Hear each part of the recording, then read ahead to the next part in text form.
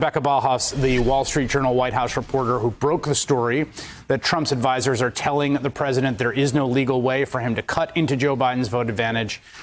Rebecca, I've seen a lot of, stuff floating around. This is the best, most precise reporting I've seen. What have you learned? What are people telling him? What are those discussions like?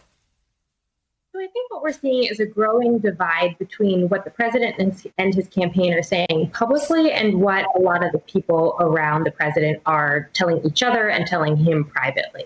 So what we've been hearing is that in the last 24 hours or so, a growing number of aides have talked privately to the president and amongst themselves about the fact that he needs to really prepare himself for the prospect that he may lose or is likely to lose this election. We have also, the legal effort is continuing. The Trump campaign put out a statement from the president today saying that he intended to fight till the very end, essentially.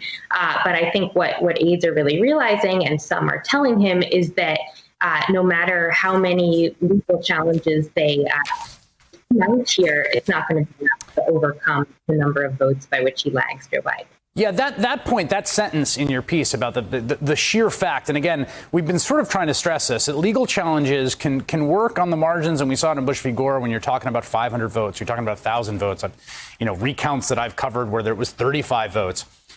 You can't do it with 50,000 votes, 40,000 votes, 70,000 votes. There's not a thing to do legally. And it sounds like that basic fact has been presented to a president who I think thought that the courts could bail him out no matter what the numbers were.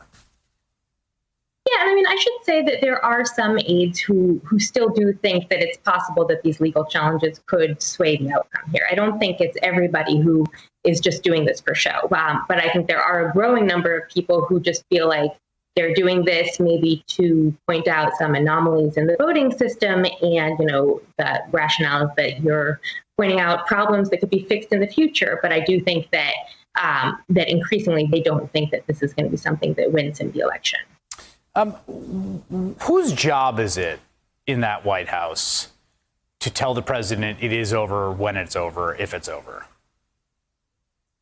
That's a very good question. I think we would expect it to be his closest aides who present him with most of this kind of news. So that would be Jared Kushner, it would be Mark Meadows, it would be Hope Hicks. And then, of course, there's his campaign manager, Bill Stepien.